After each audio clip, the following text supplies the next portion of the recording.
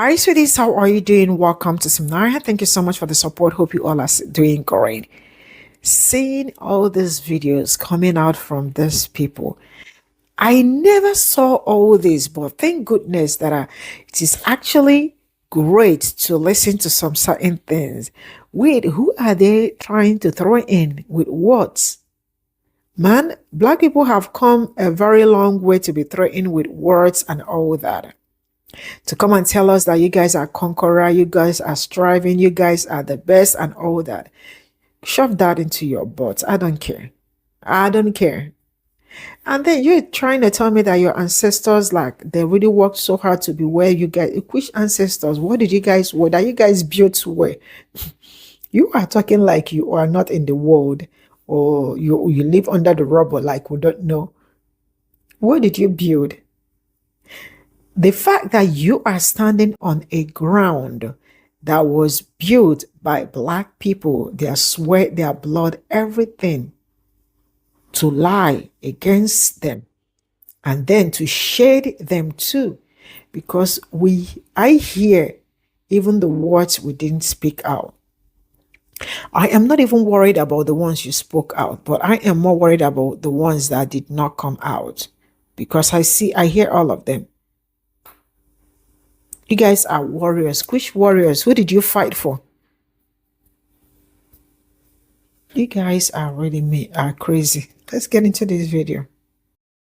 Okay, this one is actually freaky, so stick until the end. We start with this guy. Remember him? This is Richard Spencer. He briefly became the most famous neo-Nazi in America after Trump's first election with this speech. Hail Trump!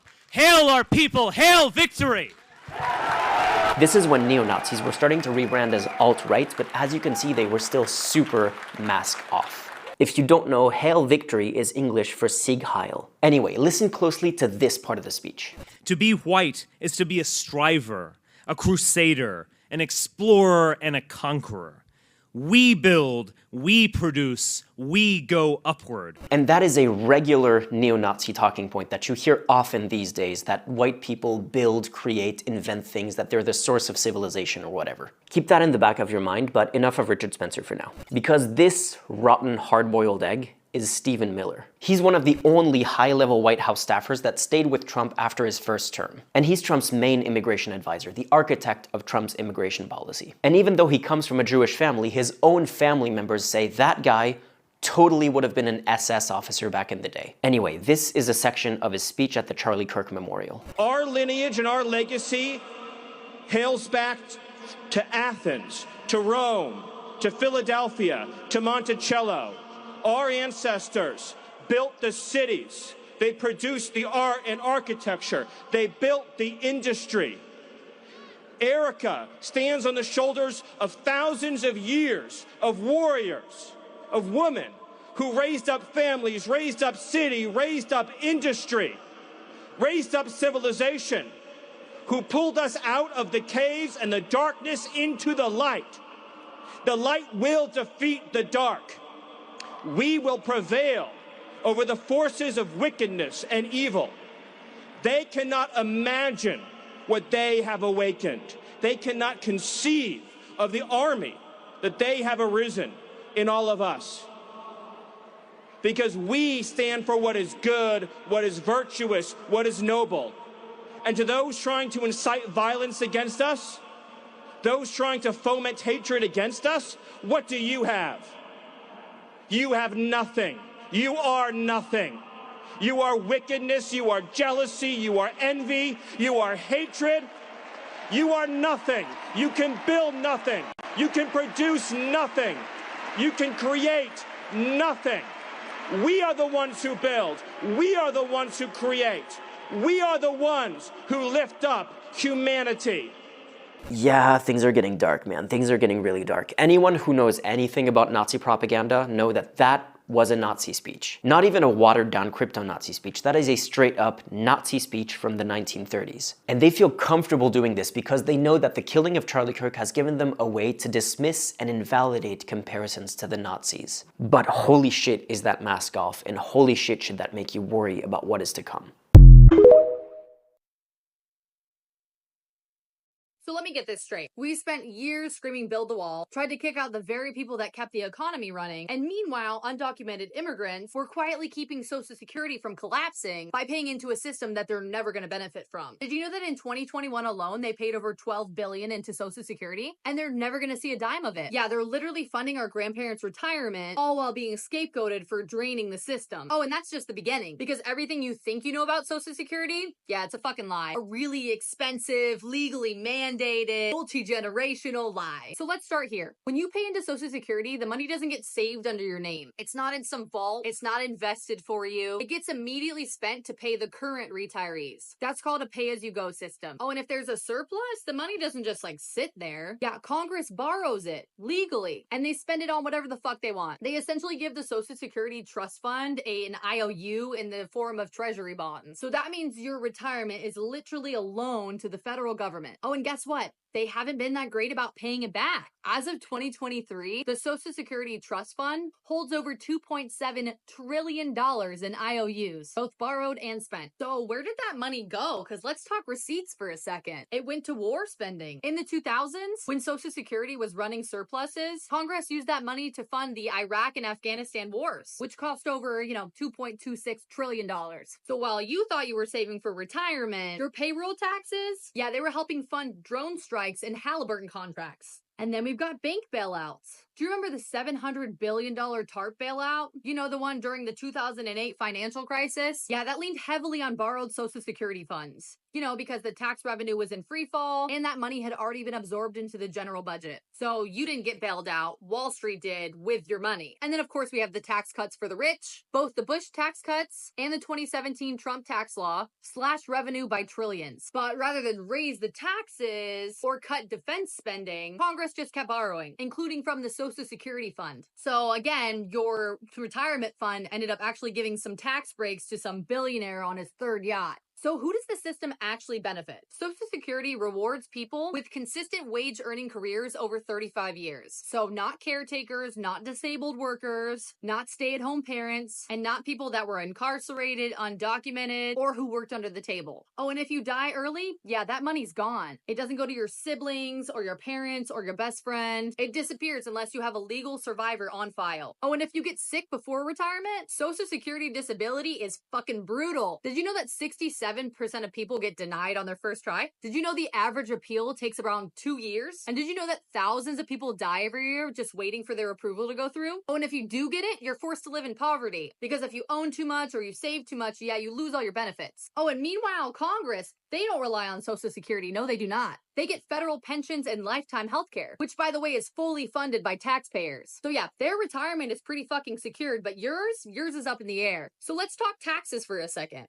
Right now, you only pay Social Security taxes on income up to $168,600. So that means a teacher pays on 100% of their salary, but a millionaire pays about 16%, and a billionaire pays less than 1% of their entire income. So by February, the richest Americans stop contributing entirely, but you pay in all year round. Oh, and then here comes the big beautiful bill, which includes over $886 billion in military spending, which is the largest in U.S. history, billions more in discretionary funds for surveillance, weapons contractors, foreign wars, zero new protections for Social Security, no plan to shore up the trust fund, and absolutely no attempt to tax the wealthy to stabilize the system at all. And while they signed off on the record-breaking war budgets, politicians from both parties are now saying, I don't know if we can afford Social Security anymore. We don't have the money for it. So instead of raising the wage cap or closing tax loopholes, they're floating the idea of, raising the retirement age to 69, cutting future benefits, and means testing, aka if you're not poor enough, you don't get shit. So while they spend your payroll taxes on things like Lockheed Martin, Raytheon, and oil wars, they're setting the stage to cut your retirement and blame you for it. They spent the money, and now they want you to pay it all over again. Social Security was not built to protect you. It was built to preserve power.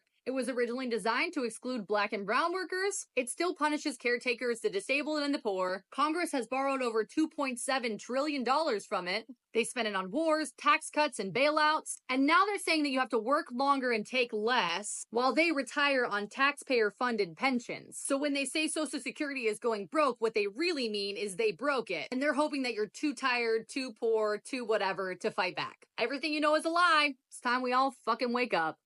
This might be a hot take, but when we say white privilege, we don't mean that your life is easy. White privilege simply means that the color of your skin doesn't make your life harder. For instance, if you are someone who has darker skin, there are systemic issues that prevent you from achieving success in many instances. If you want to go to an elite university or get a high-paying job, statistically, you are less likely to get the position as a white person, even having the exact same experience. And if a person of color does get the position, they are then told that the only reason they did was because of DEI or affirmative action. People with darker skin are more likely to be arrested, incarcerated for long periods of time, and wrongfully convicted. And they're more likely to live in poverty because of unfair housing practices and other methods of discrimination. If you truly understand what white privilege is, there is no reason to get offended when someone brings up this topic, because they aren't saying anything about you or your character. What this term means is that in such a diverse society, your skin color is not a barrier to success, and you are set up for success much better than any person of color, because America was built on white supremacy to favor white people. This is all I got from this video. And I am going to remind you all something. If you are following both my channels, you definitely will understand where I am coming from. Now, let me tell you something. For those that listen to Erica Kirk's speech, when she said that you guys do not know what you have awakened and all that her voice will echo. This is just a reminder that that thing she said was actually written for her to speak. I said what I said. If you investigate, you definitely will know it's true. Did you hear Stephen Miller? Stephen Miller said everything she said word to word and added more. When they talk about their ancestors, and I ask, which ancestors are you talking about? Who built what? You guys are known for what? Man, I have never seen liars.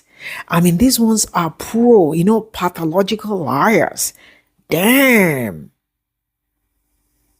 There are some lies that look at you are looking at the lies straight up in the face, and you are asking yourself, is this true or not? Like, you are kind of confused, because at this point I am confused of who are the people doing all the bad things going on.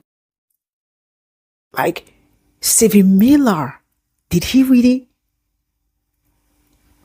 What did your ancestors build? What did you people build? Who built what? That you are standing on somebody's sweat and blood. And physics too. And they have the guts to stand on podium to speak out loud. Tell me what I don't know. Tell me something that I do not understand. Maybe I am new to this media, or maybe I am new to American or Black history. I am not a pro, but I have listened. I have listened to Black people. I have learned. I have read books. And I am also saying it firsthand. I am not a pro, but I understand some certain things. And I know gaslighting when I say it, because at this point in time, they are gaslighting themselves.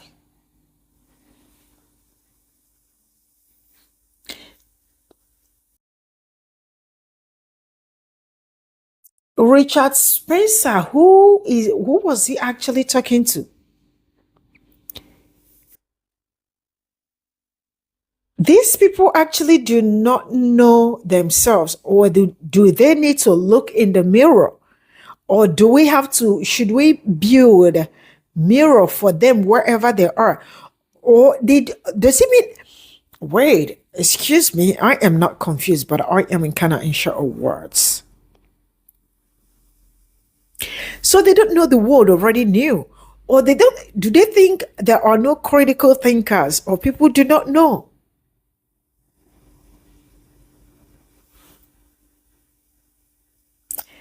They have actually started rebranding, like he said. But I see the face behind the mask. How do you mean that this is to be a striver, a conqueror? What did you conquer?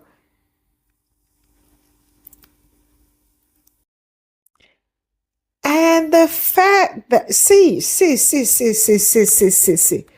Spencer, Stephen Miller, I don't like people talking to my people through the back door. I love it when people want to say something, you come out straightforward, because I decode, even if you speak in what language, I will be able to find out what you're saying so far. Just come straight forward and speak to my people, because tell me how what happened to you people happened by your own person, and my people, you are throwing shades at my people. We know nothing about what happened, so why are we getting all that sob? Anyway, one thing I know for sure is that I don't know, I am not deaf or dumb, and I don't know sign language. And that doesn't mean that when I am supposed to run, that I am not gonna run. But I see all you're saying. We know all you're saying. We know where you're coming from, because we are not dumb. Black people have lived such experience. Like, they have lived through you people for so long, so they understand. Even when you are speaking without talking it, without saying it, Black people are able to know. So I am able to read through the lenses that they have. What did you guys awake? A sleeping lion or a toothless lion? Let me know. Because at this point, it is screaming, you guys want so much attention. Because if there is anybody to say all these things, all this to, should have been the young man who unalived the person that they unalived. Both you and Charlie Kirk's wife, your stories are going to echo too, because we will hear all the story. It will echo, that it will make so much noise that people will know the ones that are yet that we never knew. It will echo. Everybody will hear it all over the world. You all be messing around. Continue to play around. We'll see you. Bye for now.